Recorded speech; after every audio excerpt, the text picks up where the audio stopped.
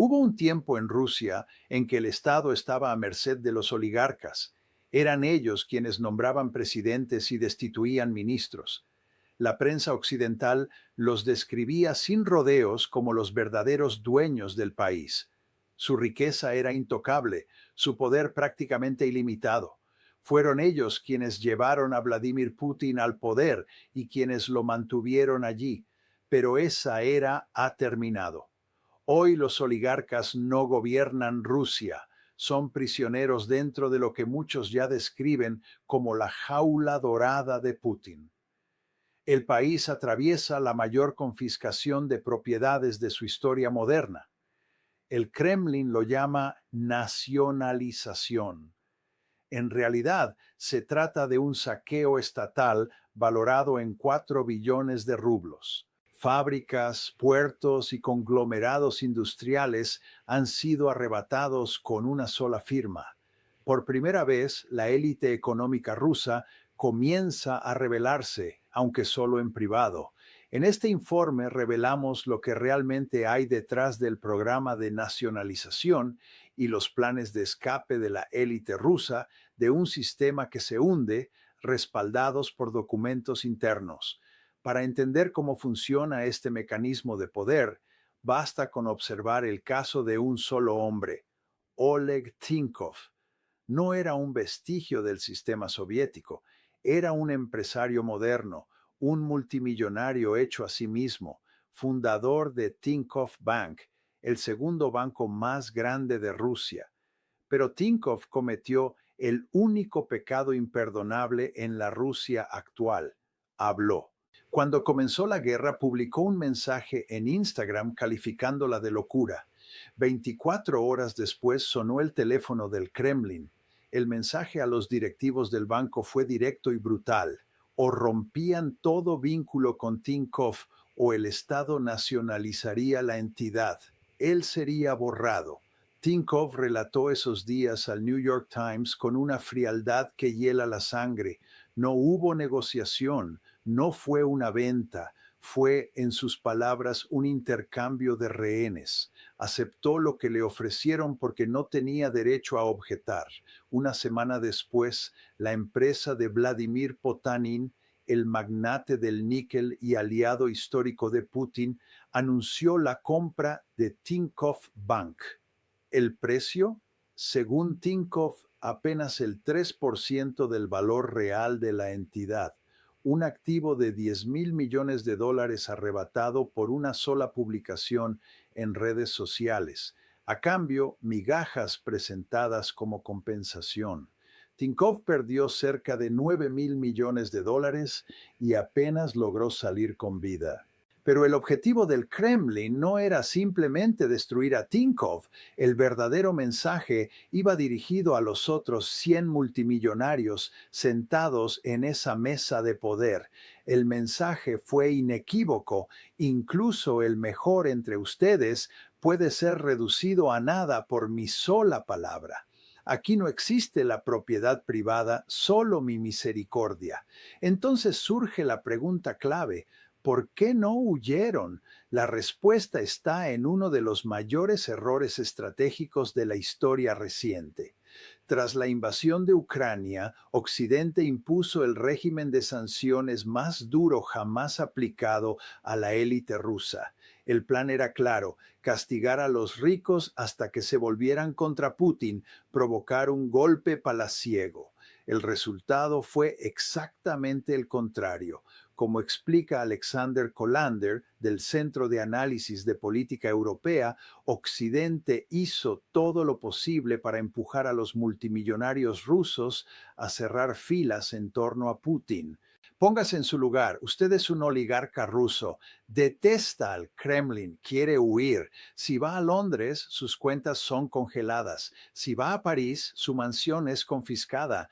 Los bancos suizos cierran sus puertas. No hay ruta de escape. Occidente los empujó directamente a los brazos del Kremlin. Putin supo aprovechar esta situación. Les dijo: en Occidente no los tratan como seres humanos, solo yo puedo protegerlos, pero el precio es claro: lealtad y dinero. Las cifras confirman esta dinámica. En 2022, con el impacto inicial de la guerra, el número de multimillonarios cayó de 117 a 83. Todos perdían, pero al llegar a 2024 y 2025 ocurrió algo inesperado. Para 2024 y 2025, el panorama dio un giro que pocos anticiparon. El número de multimillonarios en Rusia no solo se recuperó, sino que alcanzó un récord histórico: 140 personas. Su riqueza combinada llegó a los 580 mil millones de dólares. La pregunta es inevitable: ¿cómo ocurrió esto en plena guerra y bajo sanciones sin precedentes? La respuesta es clara: la economía de guerra. Según el análisis de Forbes, más de la mitad de estos nuevos ricos amasaron fortunas suministrando directamente al ejército ruso. Fabricaron materiales, cosieron uniformes militares y participaron en el contrabando de componentes críticos para misiles. Putin les ofreció un sistema de botín cuidadosamente diseñado. Los activos de las empresas occidentales que abandonaron Rusia fueron repartidos entre empresarios leales a precios irrisorios. Fue un soborno a gran escala, disfrazado de reorganización económica, pero este soborno tenía un costo oculto. Mientras el Kremlin daba con una mano, comenzó a quitar con la otra, y lo hizo de forma sistemática. Mientras recompensaba a los fieles, Putin puso en marcha un plan mucho más amplio: la nacionalización total del sistema económico. A finales de diciembre de 2025, un informe filtrado por el diario Kommersant reveló el nivel de pánico dentro del mundo empresarial ruso. Los datos de la Fiscalía General hablan por sí solos. No es una política económica, es el balance de un saqueo. Solo en 2022, el Estado confiscó 100 empresas valoradas en 1,3 billones de rublos. En 2024, esa cifra se elevó a 2,4 billones. Para finales de 2025, el valor de las compañías incautadas superó los 4 billones de rublos. ¿De qué tipo de empresas estamos hablando? ¿Fábricas de armas estratégicas? No exclusivamente. La diversidad de sectores afectados demuestra que el objetivo no es la seguridad nacional, sino el dinero. Un caso emblemático es el del grupo Rolf, el mayor distribuidor de automóviles de Rusia. Durante décadas, esta empresa dominó el mercado automotriz ruso, tanto en importaciones como en ventas nacionales. En 2023, una serie de investigaciones iniciadas de forma abrupta desembocó en su transferencia al Estado. Su fundador, Sergei Petrov, fue declarado enemigo fugitivo en el extranjero. Sus activos fueron incautados. No fue solo una cadena de concesionarios, fue toda una estructura económica: cientos de puntos de venta, redes de servicio y miles de empleados, que pasó al control del régimen de la noche a la mañana. Un destino similar tuvo Maca, el mayor productor de pasta de Rusia. Fundada en 1937, incluso en la era soviética, tenía un valor simbólico: producía uno de los alimentos básicos de la dieta rusa, pero la crisis económica provocada por la guerra llevó al Estado a clasificar este sector como activo estratégico. A finales de 2024, la dirección fue reemplazada silenciosamente. Los oligarcas desaparecieron. En su lugar llegaron gestores cercanos al Kremlin. Los centros estratégicos de transporte y logística tampoco escaparon al radar del poder.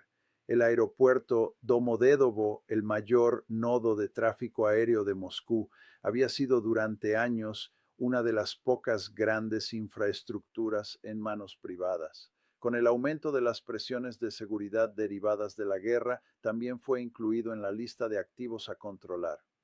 A mediados de 2025, una decisión federal transfirió sus derechos de operación al Estado. Este proceso de centralización se extendió a las rutas marítimas. Puertos clave como Murmansk, Kaliningrado y Petropavlovsk-Kamchatsky, vitales para la logística militar y energética, quedaron bajo supervisión directa de agencias federales.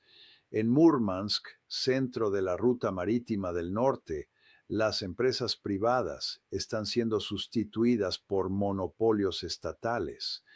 En Kaliningrado, en el Báltico, las operaciones portuarias civiles ya se realizan bajo coordinación militar.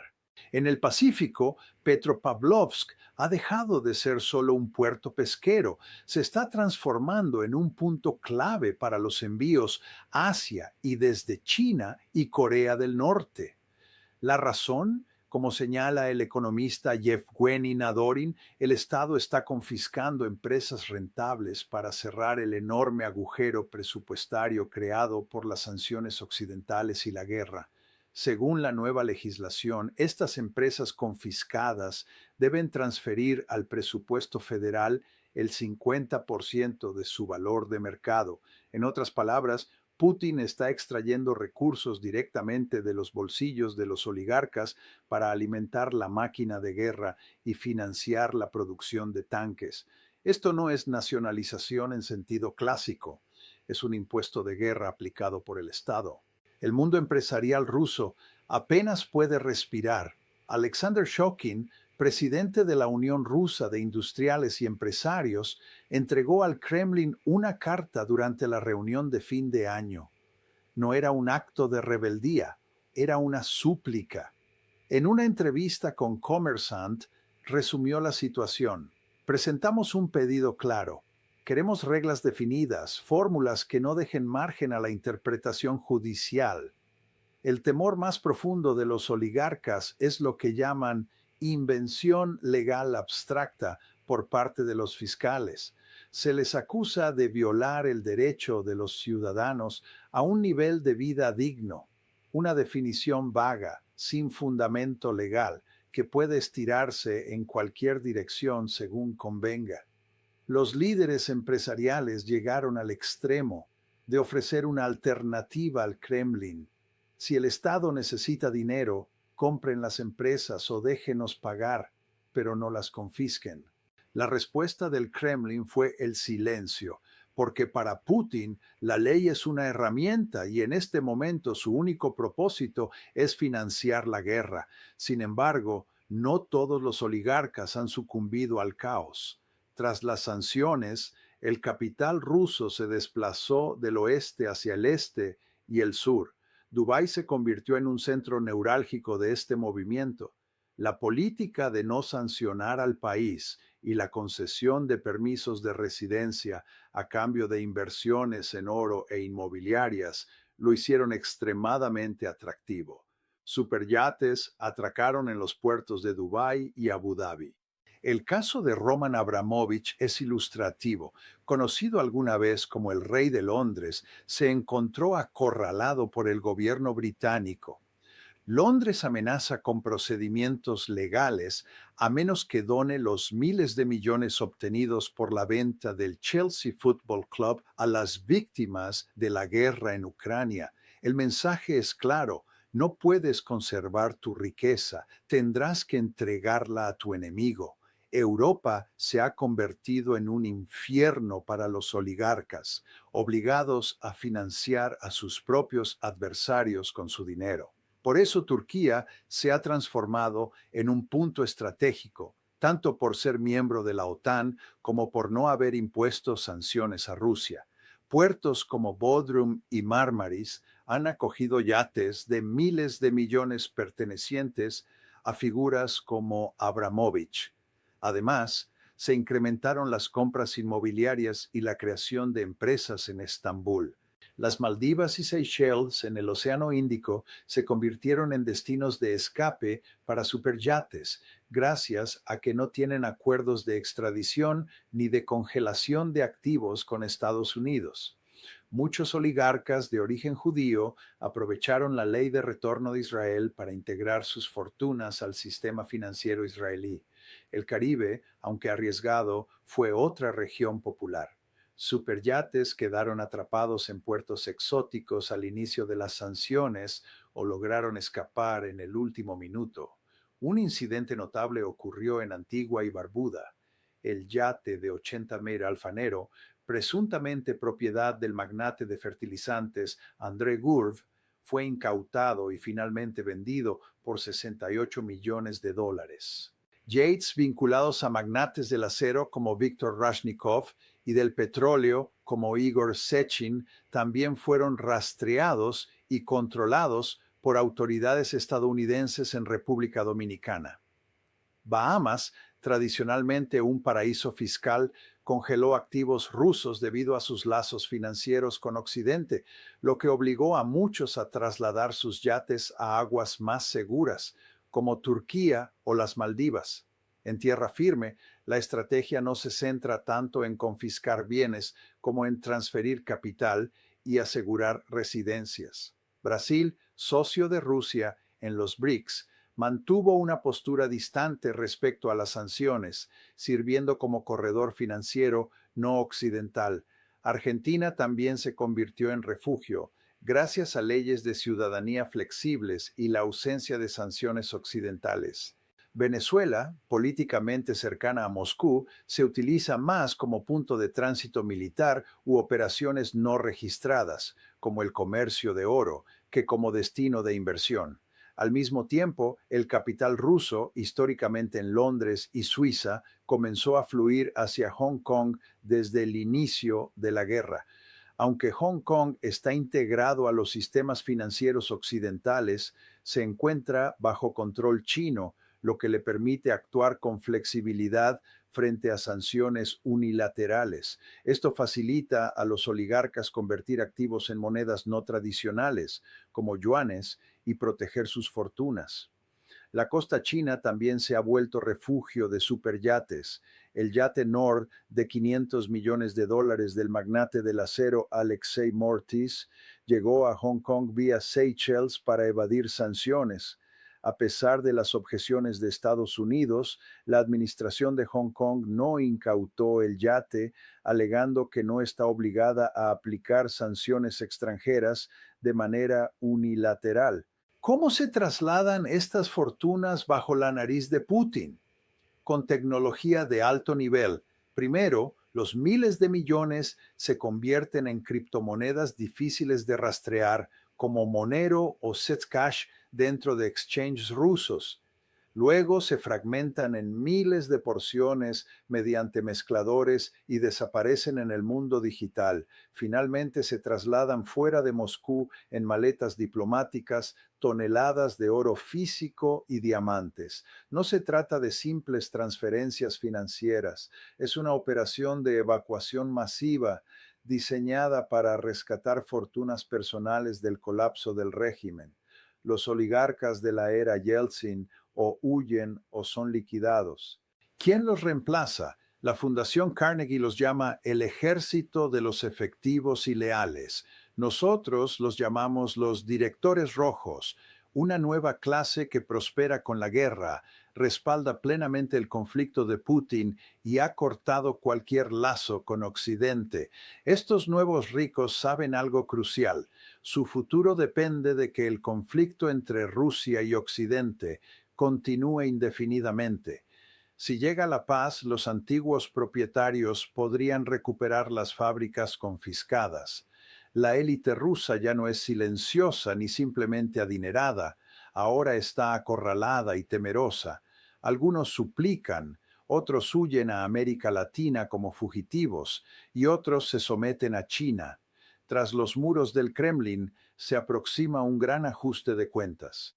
Putin puede aparentar haber ganado esta guerra por la propiedad, pero en el proceso ha clavos el último clavo en el ataúd de la economía rusa. La pregunta permanece: ¿este saqueo de 43,000 millones de dólares salvará a Rusia o desatará un levantamiento interno?